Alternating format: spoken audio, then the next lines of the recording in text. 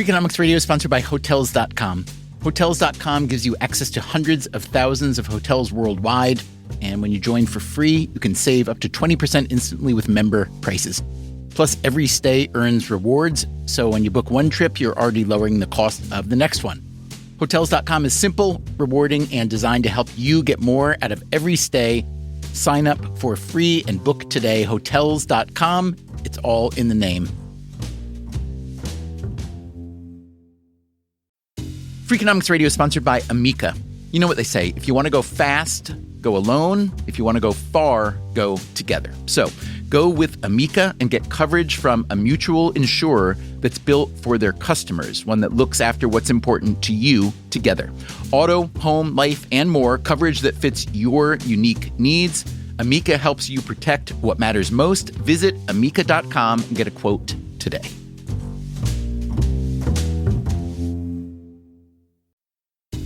Freakonomics Radio is sponsored by Mint Mobile. Ditch overpriced wireless with Mint Mobile. Cut your wireless bill to $15 a month at mintmobile.com/freak.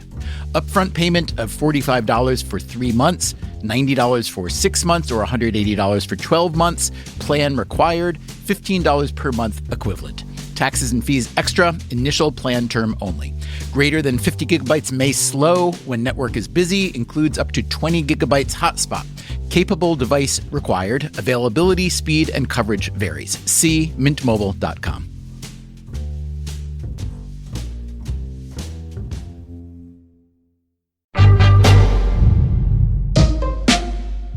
Hey there, it's Stephen Dubner. President Biden recently signed into law the Inflation Reduction Act. As you may have heard, it wasn't just about inflation. The Inflation Reduction Act invests $369 billion to take the most aggressive action ever in confronting the climate crisis.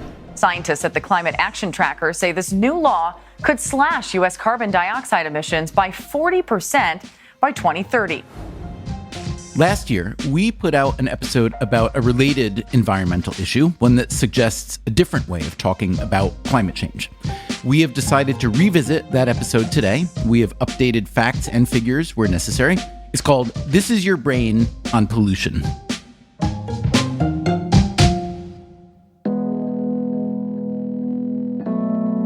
It's worse than cigarette smoking. It's worse than wars. It's worse than auto accidents. Wow, what's worse than wars and car crashes and smoking? Here, I'll give you a hint. Imagine you were getting ready to leave your house for work or school, maybe to go for a run. There is some standard information that most of us seek out before leaving home. There's this. We've got partly sunny skies, it's 85, south winds at 14. And there's this. We've got multiple accidents, stalled vehicles causing major delays. It makes sense to check the weather and traffic before leaving home, but there's information we don't usually check that could be just as important, if not more so. What if this is what you heard in the morning? The level of particulate matter in the air today is above the recommended World Health Organization guidelines. Or even this. If your child has an important test today, or you're giving a big presentation at work, you might want to consider rescheduling. Or even this. The Supreme Court will be delaying oral arguments until next week because of a high particulate matter count in Washington, D.C. It's well established that air pollution has significant negative effects on the human body, and many places do require a public announcement when pollution levels are high. But is it possible that on a given day, high pollution can affect your brain, your cognitive abilities? So I can't say I've heard many more theories. That would surprise me more if they were true. Today on Freakonomics Radio, this is your brain. The top card is written in black. The bottom card is written in blue. So I'm going to say yes. And this is your brain on pollution. It's one of the hardest things I've ever done in my life. Oh my God. Is pollution making us more stupider?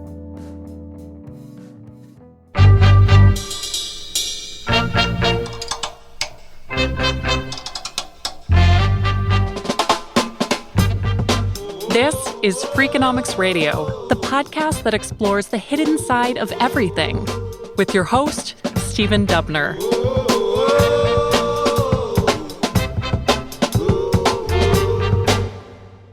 Andrea Lenose is an economist at the University of Queensland in Australia.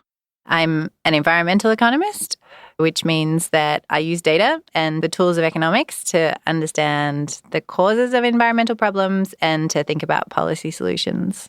Air pollution is, of course, a long-standing environmental problem. Chemicals like ozone and carbon monoxide, and also what's called particulate matter, or PM 2.5.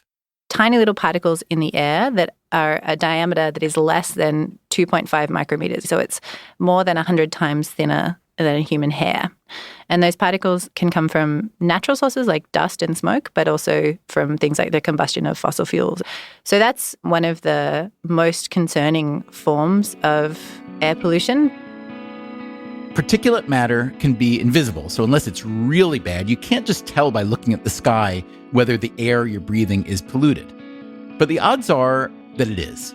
The World Health Organization estimates that roughly 90% of people around the world breathe polluted air. The WHO has different guidelines for different pollutants. For particulate matter, anything above 10 micrograms per cubic meter on average over a year is considered polluted. The average across China is 35 micrograms. The average across the US is 12, still above the WHO threshold, but much better than it was just a few decades ago. Accordingly, our concern about pollution has been falling. 30 years ago, more than 60% of Americans said they had a great deal of concern about air pollution. Today, that number is 45%. Here's one of those 45%.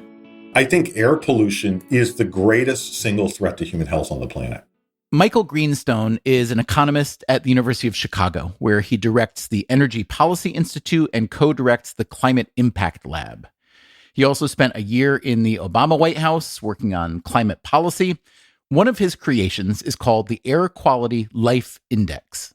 The Air Quality Life Index uses satellite data to say how much longer would people in any part of the world live if their area was brought into compliance for what air pollution should be. So how does air pollution affect life expectancy? The average person on the planet is living 2.2 years less than if where they lived complied with WHO standards. Which is what leads Greenstone to say this. It's worse than cigarette smoking. It's worse than wars. It's worse than auto accidents. The World Health Organization estimates that roughly 7 million people die every year from exposure to fine particles in polluted air. That's at least double the number of people who died globally from COVID in 2020, and more than 5 times the number of people killed every year in car crashes. The more proximate causes of the pollution deaths include pneumonia, stroke, and heart disease. The economic costs of pollution are also massive. One estimate puts it at nearly $3 trillion a year, more than 3% of global GDP. Andrea Lenose again. The interest in economics is fundamentally about the productivity impacts. And so part of the reason we're interested in cognition is that if cognition affects productivity, then the costs of exposure to air pollution may be much, much larger than we had previously estimated. In other words, we know that air pollution is dangerous to our physical health, as evidenced by millions of deaths around the world. And as Lenose tells us, there are a number of papers that all point in the same direction, in that it does appear that there are cognitive impacts of exposure to high levels of air pollution. So how significant are the cognitive impacts of air pollution? The U.S., remember, is a relatively low pollution country, in part because of domestic policies like the Clean Air Act, but also because we have offshored so much of our manufacturing and the pollution that goes with it. A study published in the journal Nature in 2007 found that more than 50% of China's air pollution at the time was associated with goods and services consumed outside the provinces where they were produced, and that 11% of Chinese air pollution deaths could be traced to goods and services used in the United States and Western Europe. So the U.S. has had the luxury to worry less about the physiological effects of air pollution, but should we worry more about the cognitive effects? Before we answer that question, let's take a look back at how the U.S. got to where it is. So the Clean Air Act, I think, is one of the most beneficial pieces of legislation that was ever passed. Michael Greenstone again. It was passed in 1970. It was President Nixon who signed a Clean Air Act into law. It was amended several times, almost always on a bipartisan basis. The Clean Air Act essentially sets limits on the amount of pollution that can be released into the air via manufacturing, transportation, and so on. How effective has it been? Everyone has probably seen pictures of Delhi today, and there were many parts of the United States that looked like that in the late 60s and early 1970s. One of my favorite anecdotes from that period is that white-collar workers in Gary, Indiana, as a regular matter of doing their job, brought a second shirt. And so these high levels of pollution that we're seeing in other parts of the world, they once existed in the United States, and the reason they don't exist in the United States anymore is largely due to the Clean Air Act. There are many benefits of cleaner air, even beyond the obvious. A recent study in the scientific journal Environmental Research Letters found that American crop yields are significantly higher than they were 20 years ago, thanks to fewer pollutants in the air, but that some pollutants, especially particulate matter, are still hurting crop yields. The Central Valley in California remains pretty polluted. There's parts of the Midwest that remain pretty polluted, but relative to the WHO standard, the United States is very clean. The majority of the problem is concentrated in Asia, especially in India, Bangladesh, China, and in some parts of sub-Saharan Africa. The primary factors that drive pollution in those Asian countries are power generation, home heating, transportation, and, as I mentioned earlier, manufacturing, including a lot of manufacturing that used to be done in places like New York and Chicago and Los Angeles. So it's a bit rich for the U.S. to criticize developing countries for their high pollution, especially since most of our environmental regulation came along after we'd built out our infrastructure in cities. Pollution is a natural byproduct of civilization building, and there's plenty of historical evidence. Blackened lungs in mummified tissue from Egypt, Peru, and Great Britain point to wood fires from ancient homes. Complaints about air pollution date back at least to ancient Rome, when the smoky cloud hanging over the city was called infamous air and heavy heaven. But air pollution really took off with the invention of the steam engine and the Industrial Revolution, starting in England. The UK today produces less than 3 million tons of coal a year, with the goal of getting to zero. At its peak in the early 1900s, they produced nearly 300 million tons a year. The UK burned so much coal that the natural ecosystem adjusted. There's a story of microevolutionary biology, which is about the peppered moth. I'm not sure if you've ever heard about this. That is Stefan Hiblick, a German economist who teaches at the University of Toronto. As for the peppered moth appears in the UK in two varieties, a darker and a lighter variety. And it's well known that before the industrialization in the north of England, the lighter variety was the predominant species. And this was basically because it could hide on trees from predators. But then as coal smoke started turning trees darker, we see a rise in the instance of this darker version of the peppered moth. So the darker version of the peppered moth was a byproduct of heavy air pollution, kind of like those white shirts worn by office workers in Gary, Indiana. For Hiblick and his fellow researchers, the moth would be a useful indicator in a much larger story about pollution. It's a story that involves geography, poverty, and wind, a westerly wind, to be precise.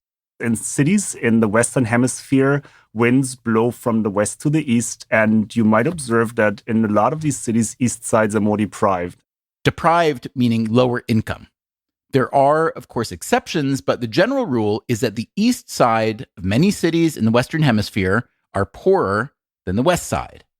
We started wondering if this was driven by coal smoke during the industrialization and a sorting of poor people into the east side and rich people away from the east side. And we wanted to understand if this has long-lasting effects. If pollution could have an evolutionary effect on the color of a moth species, could it be that prevailing winds carrying coal smoke could change the demographics of a city? Hiblick and his co-authors Alex True and Janos Zilberberg began to assemble data from 70 cities across England, starting before coal was heavily used as a fuel for industrialization and extending through its heyday. This was not a simple task, and it required a fair amount of creativity. For instance, they hunted down the locations of industrial smokestacks. We started looking into historical maps and found out that Victorian cartographers were absolutely stunning in the level of detail that they drew into their maps. We found the exact location of industrial smokestacks within factory buildings. These factories were the sites of steel production and other processes that burned massive amounts of coal. We basically found across all these 70 cities in England, we found about 5,000 chimney locations, like the exact geolocations. They were literally like a historical version of Google Maps. The researchers also incorporated census data, like baptismal records, to get at the economic demographics of the English population. But what about pollution data? Victorian England may have had brilliant cartographers, but they didn't have monitors to measure particulate matter. This is where the peppered moth comes in handy. Using the geolocations of the old smokestacks to pinpoint the pollution source, the researchers used an algorithm to model how that coal smoke was carried eastward on the wind, and they confirmed the model's prediction by aligning it with the historical ratio of dark to light peppered moths in a given area, since there were more dark moths in high pollution areas. Clever, yes? Hiblick and his co-authors recently published their findings in a paper called East Side Story, Historical Pollution and Persistent Neighborhood Sorting. What did they find? So after coal smoke came in, we see a resorting of poor households into the east side. We have data from 1817, which is before coal smoke was a main fuel for the industrialization. And we find that in 1817, the wind direction where coal smoke would blow to doesn't have an effect. Meaning that in 1817, before heavy coal use, the east sides of cities were not systematically poorer than the west sides. Then they looked at the data from 1881. They chose that particular year because they had really good data. We had a census where we had all the names and addresses transcribed. And because there was by now a lot of coal being burned. It's pretty much just before the heyday of the industrialization.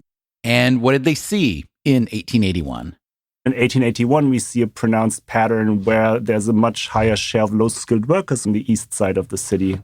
What's your best evidence that this relationship is causal and not just a correlational finding?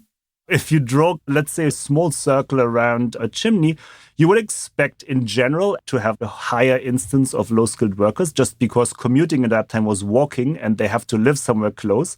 But even if you hold distance constant and draw a circle, you would then see that as you walked along the circle, once you get to the east, you will see that the instance of low-skilled workers is in the range of 1 or 2 percentage points higher. Are the low-skilled workers low-skilled because of the coal smoke, or are they living there because they're low-skilled workers? I cannot tell for sure if it's because of the coal smoke. I think in the past it was mostly a sorting into industries. From today's evidence, we know that there might be intergenerational effects, and pollution might also have longer-lasting effects that might affect cognitive capacities. Longer-lasting effects that might affect cognitive capacities, that is, effects that outlast the original 19th century pollution. The idea is that children who grow up in those polluted areas suffer negative effects that lead to worse outcomes in education, health, and income, even if they were to move away later. The UK, like the US, began cracking down on air pollution in the mid-20th century. But here's the thing. Hiblick found that the effects of neighborhood sorting didn't go away. What we're seeing is that really polluted and really unpolluted neighborhoods, they are basically becoming even more extreme, either richer or poorer. What we're finding is that one standard deviation increase in pollution would lead in the past to about 15% higher share of low-skilled workers in neighborhoods. And then today, we would see that this would go up to 20%.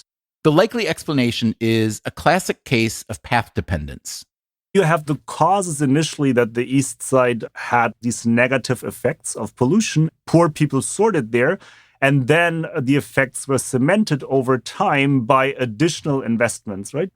Maybe you had a highway cutting off the east side from the west side, or you have poorer building structure. As a result of that, you have a certain composition of residents. You have less funding for schools. You have less funding for other amenities. And this is then the snowball effect. In our paper, we find, for instance, that test scores in these east sides are lower and that crime instances are higher. Okay, lower test scores and higher crime in the areas that have historically had high pollution. But again, how can you untangle cause from effect? Does pollution itself lower people's cognitive abilities, or do people with lower cognitive abilities sort into polluted areas? Lower cognitive abilities may mean lower incomes, which may mean fewer options when it comes to where you live. And how can you untangle this question in the face of snowball effects like school funding? This brings us back to Andrea Lenoz. I had been reading the literature on the effects of air pollution on productivity, but also other behaviors, for example, crime. And knowing that a leading hypothesis for those effects was really this cognitive impact. So there's a literature showing that the test scores of high school students is negatively impacted by exposure to particulate matter. But we didn't, at that stage, have much evidence for the cognitive effects in adults. And that makes sense because we don't regularly sit high school exams every year as adults. There was one piece of evidence for the cognitive effects of pollution on adults. It came from a paper that analyzed baseball umpires. Yeah, who said economics isn't fun? This was research by James Archsmith, Anthony Hayes, and Sudey Sabarian. They're able to compare quality of umpires' decisions on days of high pollution exposure and low pollution exposure. And they did find that umpires made more mistakes when they were in a place that had a high pollution level on that day. That's a really important paper. It demonstrates that there is an impact on performance of really highly skilled professionals, but it is a study of a group of individuals that are probably fairly similar doing one task, an important task for one specific task. What Lenoz wanted to see was the cognitive effect of pollution in a larger population across a diverse array of tasks. I had recently been exposed to some advertising by Lumosity and suddenly thought, wow, well, there's a company that is claiming to test the cognitive ability of lots of adults across the United States. Like Lenoz, you may know Lumosity's name from advertising. They've sponsored a lot of radio and podcasts, including ours for a short time in 2014. Lumosity is a so-called brain game app created by Lumos Labs, a company founded in 2005. It now claims more than 100 million users across nearly 200 countries. So, lots of data. They have something called the Human Cognition Project, where researchers can apply to either use their data or to use their platform to undertake other tests. Lenoz was able to get hold of data from more than 100,000 users across the U.S. playing a variety of games over a 3-year period. So we have games that measure verbal ability, your attention, your flexibility, so how quickly you can shift from one cognitive task to another, your memory, so this is your very short-term working memory, your math ability, your speed, so speed of processing, and then also problem solving. There's a lot of controversy over whether Lumosity and similar products actually improve cognition. In fact, they paid a $2 million fine in 2016 for deceptive advertising. But that wasn't the question Lenoz was interested in. She and her research partner, the economist Edson Severnini, were looking at a different set of questions. They wanted to know whether day-to-day changes in air pollution in a particular place affected the scores of people who played games on Lumosity. The WHO recommends that in a 24-hour period, particulate matter should be below 25 micrograms per cubic meter. The EPA threshold is higher at 35. Particulate matter is just one of the many pollutants the EPA tracks across the U.S., rolling up the total into a daily measure called the Air Quality Index, or AQI. Edson Severnini, as a researcher interested in air pollution, was already acutely aware of how much variation there can be day to day. I always go for my morning walk and I always check on my phone what is the air quality index for the day. If it's below 50, you are in a good or green color of the AQI. If it's between 50 and 100, it's yellow, like the moderate pollution. And then above 100 is when I avoid leaving the house because that's where it starts getting a little bit unhealthy to be outside. Severnini happens to teach at Carnegie Mellon University, which happens to be in Pittsburgh, which happens to be, historically, one of the most polluted places in America. For decades, it was a cradle of coal, iron, and steel production. When Charles Dickens visited in 1842, he wrote, "Pittsburgh is like Birmingham in England. It certainly has a great quantity of smoke hanging over it." Like Gary, Indiana, Pittsburgh was a two-shirt town, and it's still rated as the 9th worst U.S. metro area for particle pollution. That said, not all parts of the Pittsburgh area have the same level of pollution on a given day, and the same goes for all the places that Severnini and Lenoz wanted to measure in their study. Pollution levels are not measured around us, like attached to our bodies. So that would be the ideal experiment. You are breathing the air, you know exactly how much pollution you have in that air. It's not the case. And so that creates noise in the data, which would underestimate the relationship between cognitive function and pollution. But they did find a way to address that problem. We used the wind direction that brings pollution from other locations, and that makes a uniform level of pollution for all individuals in an area, independently on whether they are close or slightly farther away from the monitor. Severnini and Lenoz ran their analysis across more than 4 million lumosity gameplay observations and measured that against pollution data across the U.S. What'd they find? The headline result is that there is a cognitive impact for the working age population. In other words, it's not just among test-taking students. We're actually finding that the largest effects are for people under 50. And not just for baseball umpires either. So this is an issue for the working age population, and we expect that to have pretty significant productivity impacts. The second main result that I think is entirely novel is that it does seem to affect memory ability. And so if we think across occupations, if we think about sectors that rely more on memory ability, we expect to see the productivity impacts in those areas be more significant. So what are we to make of this information? What kind of policy implications does it have? That's coming up after the break. And also... Hi, Steven. Hey, Angie. Levitt's here, too. Hey, Levitt. Hey, how you doing, Dubner?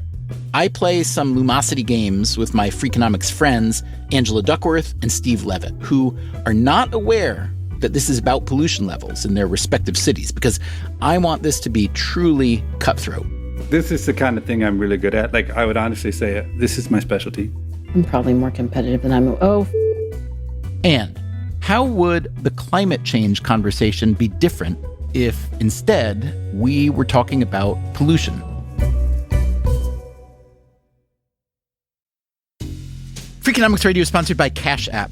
When it comes to Bitcoin, you may be surprised to know that it was invented way back in 2008. If you still haven't made the jump to Bitcoin, Cash App makes it easy. When you buy Bitcoin on Cash App, they hold real Bitcoin for you, one-to-one, and you can withdraw it anytime. It works more like real money and less like something locked in an account. No extra steps, no restrictions, just access and control when you need it. For a limited time, new customers can get $10 added to their balance. Just use code BITCOIN10 when you sign up. And don't forget this part, send at least $5 to a friend in the first 2 weeks. Terms apply. Cash App is a financial services platform, not a bank. Banking services provided by Cash App's bank partners. Bitcoin services provided by Block Incorporated brand. For additional information, see the Bitcoin disclosures at cash.app/legal/podcast.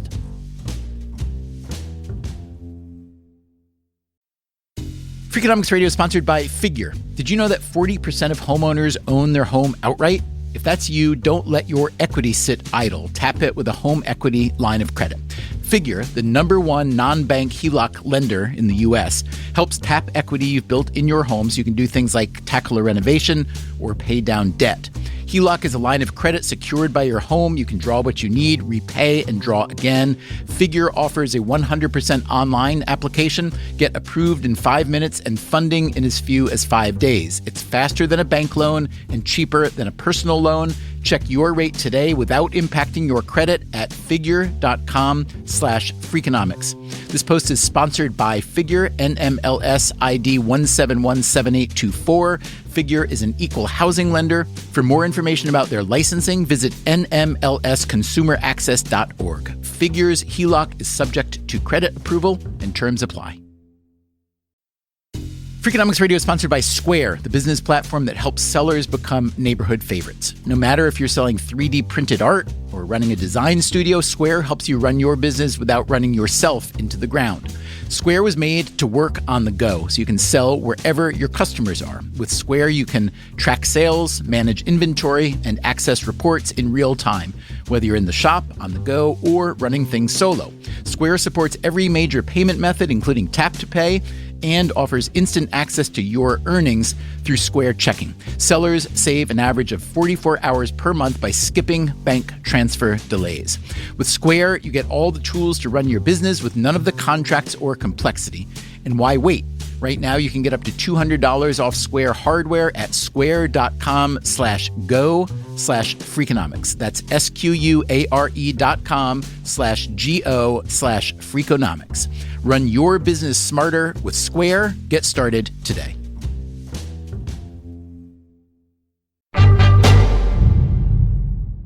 Angela Duckworth and Steve Levitt, you're two of the smartest people I know, so I thought we could play some brain games today. Are you both feeling relatively sharp? Are these the kind of games that one of us is going to win and the other two lose? God, the two of you are made for each other, because the first thing Levitt said before we started recording was something about, what did you say, Levitt? I said it's no fun to play with Angie because she's been playing these games her whole life because she's a psychologist. And I know zero about psychology other than that they play these games all day long. But Levitt, you play trivia at least. You love gaming. I do. You know, the problem for me is that one of the few things I have left is the belief that my brain still works. And if you take that from me, I'm going to be really upset. Would you say there's any external factor that might contribute to a subpar performance today? Maybe you didn't sleep well last night. Do you want to just pre-register your conditions? I never sleep well. I have way too many kids. That's my standing excuse, is that I haven't had a good night's sleep in about 18 years.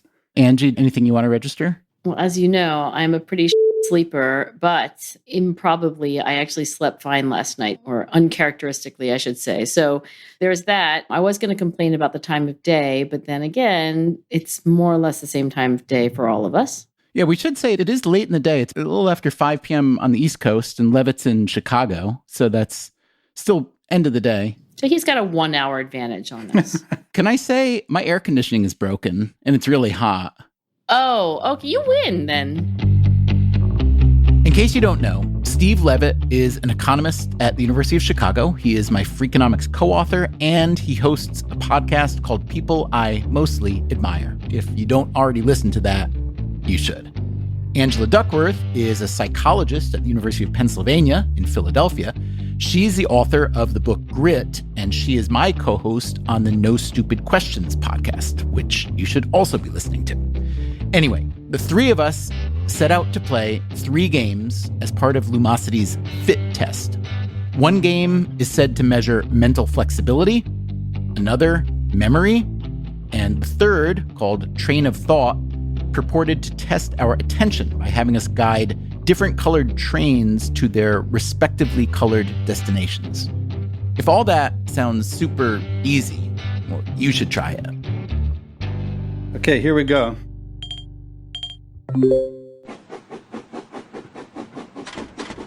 This is so cute. I love trains. Oh my God, this is hard. This is one of the hardest things I've ever done in my life. Oh my God. Let's see. I got 13,500 points, and I scored better than 70%. I don't even want to tell you guys how I did. Come on, tell me how you did. I was 34 out of 39, 97%. Whoa, Levitt. I just said it was the hardest thing I'd ever done. I didn't say I was messing up. 97%. Levitt, I'm really impressed. I wonder what strategy you used. 97% wasn't Levitt's actual score, it was his percentile ranking for his age group. That's how Lumosity ranks you. After playing all 3 games, the results were in. Levitt was the clear champion with an average percentile rank of 92. Pretty impressive. Although, I suspect Levitt may have logged in earlier under a pseudonym to practice. He is sneaky like that and very competitive. On the other hand, he's also really smart, so I'm probably wrong. Angela, meanwhile, was very consistent across the 3 different tasks, but her average was lower, 71st percentile. For what it's worth, my scores were inconsistent, a high memory score, but really low attention, which probably has something to do with... Wait, I forgot what I was going to say. Anyway, my average was around the same as Angela's, 72nd percentile. So, Angie, how do you feel about your performance on these games today? Well, I'm pretty disappointed, Stephen. I like to think of myself as better than a C- brain, but maybe I'm, less smart than I thought I was, at least on these games. Levitt, how do you feel about your performance today? I'm relieved because I have the self-image that these stupid little games are my forte. I have to say, actually, at the particular moment when we were doing it, I felt great. I mean, I don't sleep as much as I would like to, but honestly, no, I felt very sharp today. I cannot think of a single excuse for not doing well in these games. I'm curious if either of you have ever thought about particulate matter pollution in the atmosphere as a potential contributing factor to cognitive ability. What do you mean particulate matter in the atmosphere? No, I guess the answer is I haven't thought about that. I don't even know what you're talking about. On a particular day, Dubner? You mean like how much is in the air today? Yeah, so what would you say if I told you that a couple economists have analyzed Lumosity gameplay, just like we did, in different places and found that, quote, even when air pollution is below EPA and World Health Organization quality guidelines, cognition is negatively affected across 7 different cognitive domains. Furthermore, their identification relies only on short-term changes in pollution exposure within an individual's play history. Would that surprise you? I'm trying to process this. Levitt, what do you think? So I can't say I've heard many more theories that would surprise me more if they were true. But what do I know about the world? So let me read you some numbers. The WHO recommended level is 25 micrograms per cubic meter. The EPA's recommended level is higher, 35. This paper finds negative cognitive effects at just 20 micrograms per cubic meter. Now, here's what's interesting. In the 3 cities where we are, I'm in New York, Angela's in Philadelphia, Levitt's in Chicago. On average, in 2019, for instance, New York was the lowest of those 3 at 7 micrograms per cubic meter. Philly is at 10.3, and Chicago was the worst at 12.8. How many particulates are there in Chicago today? Okay, so I have some good news and some bad news. The good news is, Levitt, you are suffering very low particulate matter in Chicago today. As of today, Chicago only had 8.7 micrograms per cubic meter. Philadelphia and New York, we have very high levels today, as it turns out. Do we? Yeah, 23.4 in New York and 24.6 in Philadelphia. Is there that much variation in particulate matter? There is that much variation, not only place to place, but day to day. Wow, that's what's really interesting, the day-to-day part. I didn't realize that. Levitt, earlier you said that you just felt incredibly sharp and focused when it came time to do the tasks. Do you think that had anything to do with the relatively low level of particulate matter in the air in Chicago? I wouldn't think so, but maybe I should start tracking it. I could, without knowledge of the particulates, rate how I felt each day. So you each sound relatively skeptical of the findings of this paper. Let me just ask for like a confidence level, 0 to 10, let's say, that these findings are somewhere in the ballpark of useful and true. I want to rate my own confidence in saying anything about somebody's findings before reading their paper. I would say that would be like a 1. Okay, fair enough. Levitt, do you want to speculate?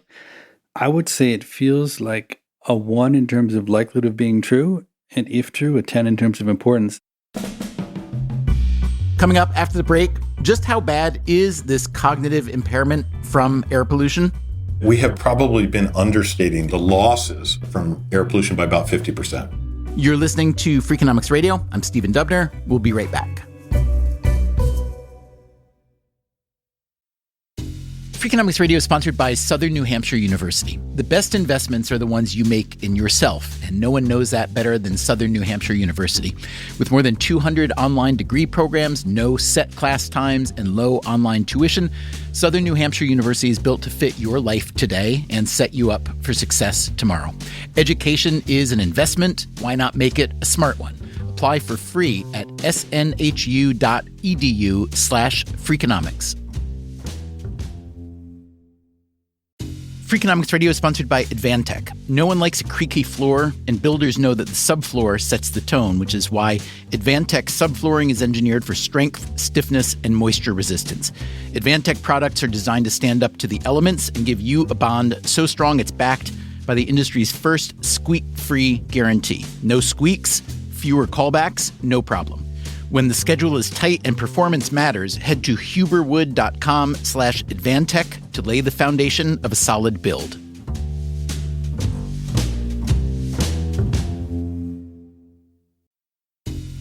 Freakonomics Radio is sponsored by TalkAboutPD.com.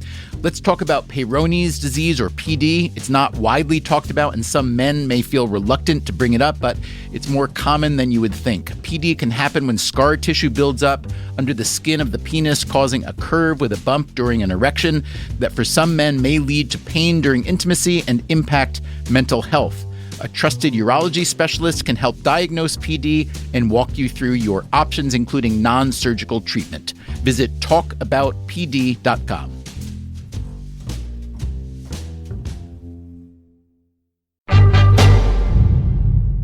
So what is the likelihood that local, real-time pollution levels can impair cognitive function in the moment? It might help to know the mechanisms by which this could happen. I'm not a medical expert. What I'm going to say now is based on, reviews of this literature. That, again, is the Carnegie Mellon economist Edson Severnini. There are two ways where air pollution could impair cognition. One is that they go directly to the brain and then it affects the functioning of the neurons, but also they stimulate pro-inflammatory, I think it's called cytokines. And so this is a more indirect route. But everybody who is doing research on this topic, they always see processes that are affected by pollution. Oxidative stress, inflammation, some neuron loss. I should note that Angela, Steve, and I played only a few games on one day. The data that Severnini and Lenoz analyzed was much more robust. Still, I asked whether our scores should be adjusted based on that day's pollution levels in our respective locations. The impact of this exposure to pollution would be to shift someone in that ranking by about 6 points. So if you were playing on a day that was above the threshold that we set, and you were performing like in the 75th percentile, on average, you would have been on the 80th percentile that day. And that's just on average. So once you account for the local pollution levels in New York and Philadelphia that day, which were high, and Chicago, which was low, Angela and I might be right up there with Levitt.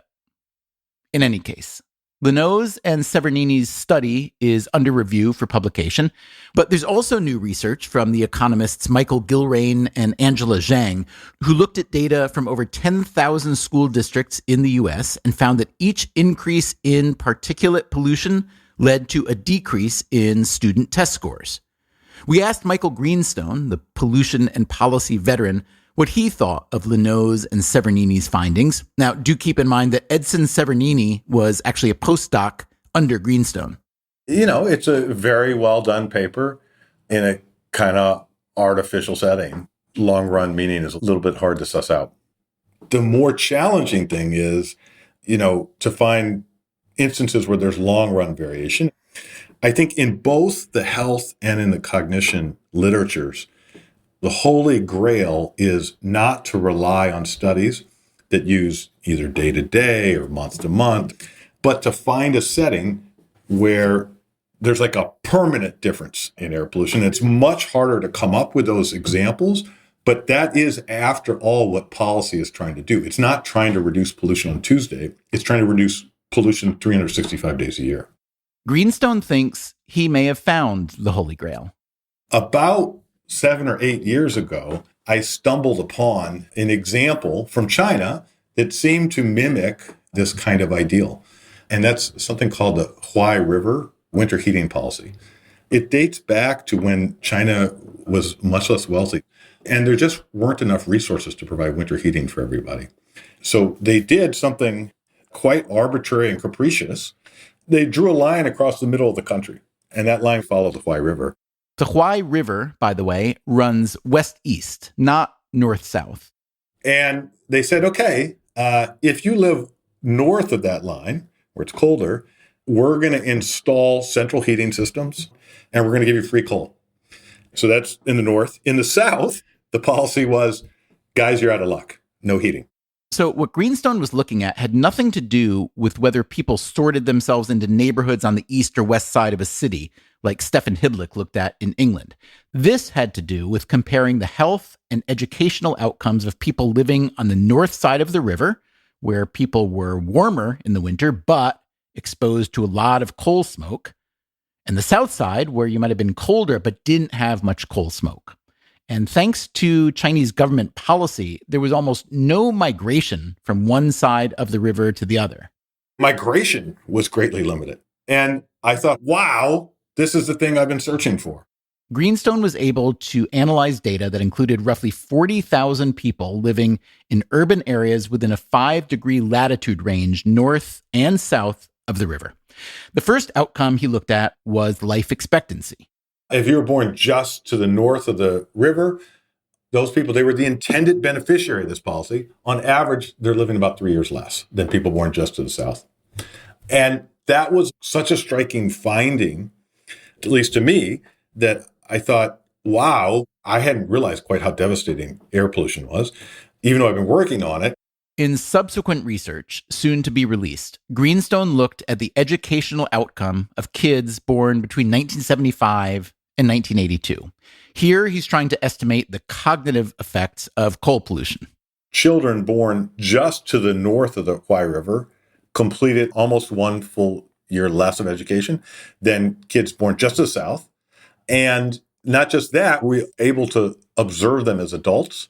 And on average, they earned about 13% less than children born just to the south.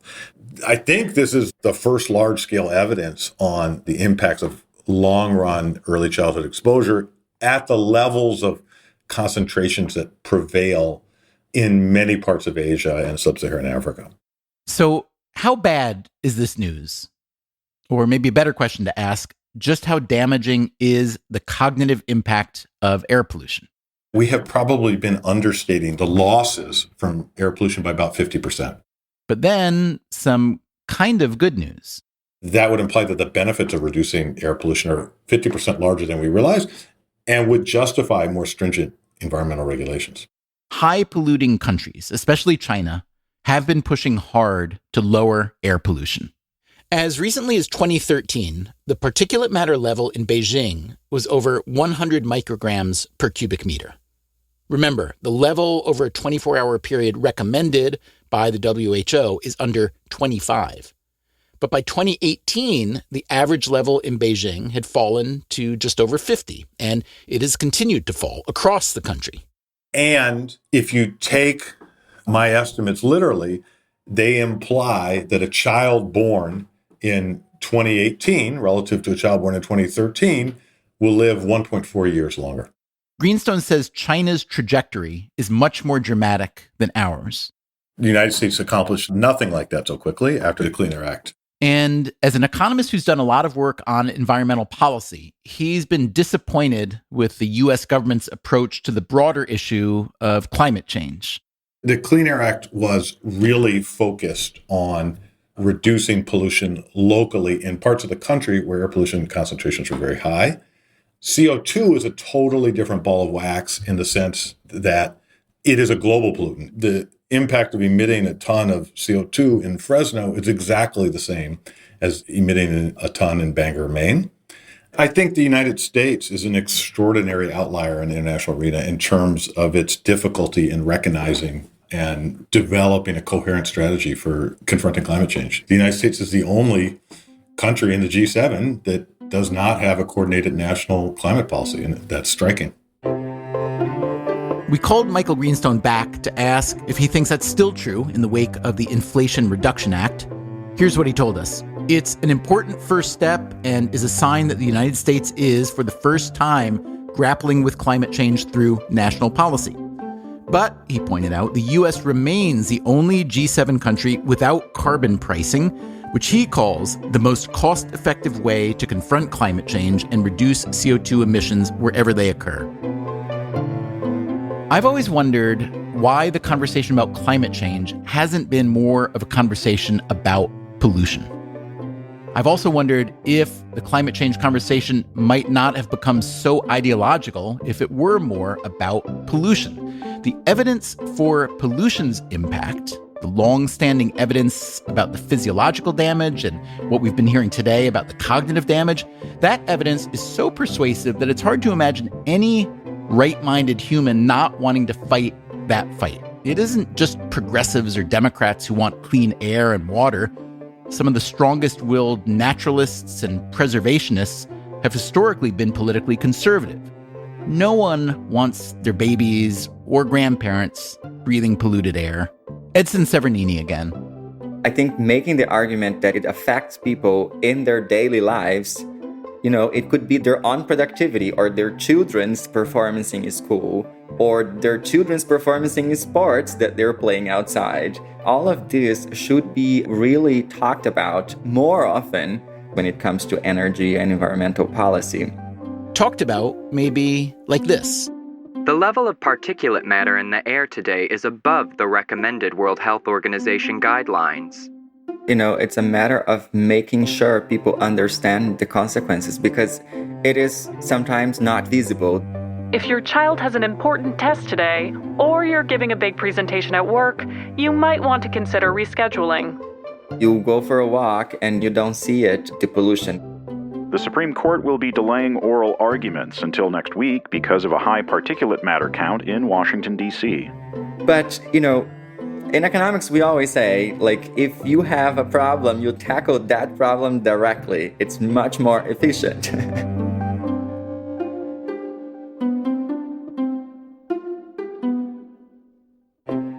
Thanks to Edson Severnini, Andrea Lenoz, Michael Greenstone, and Stefan Hiblick for telling us about their research today. Thanks to Angela Duckworth and Steve Levitt for playing brain games with us. Most of all, thanks to you for listening. If you love Freakonomics Radio or any other show in the Freakonomics Radio network, please recommend it to someone you know. We appreciate your spreading the word. Coming up next time on the show, the commingling of religion and commerce is nothing new. Suddenly it became a way of not just collecting some money, but immense amounts of money. But the pandemic has moved a lot of religious activity online.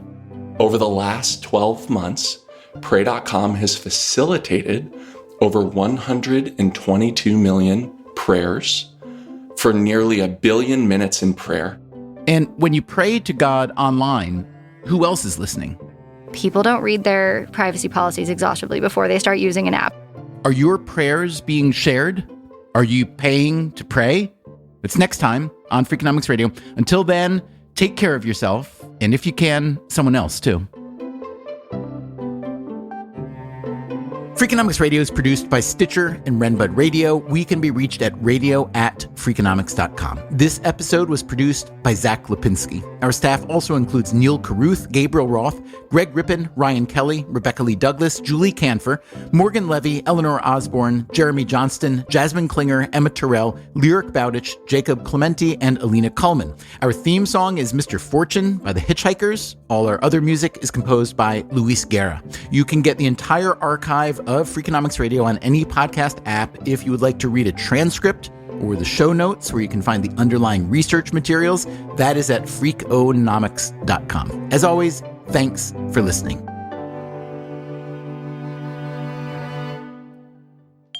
Oh my God, this is hard. Whoops. Ooh, I already blew that one. I sent those people to their death. Okay, now I feel like so dumb. The Freakonomics Radio Network. Stitcher.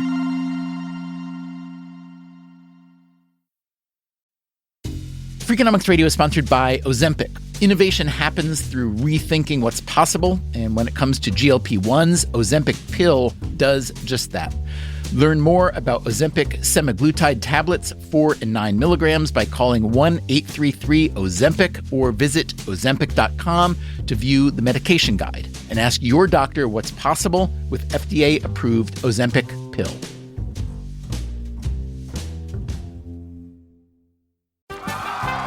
Welcome back to Should I See a Doctor?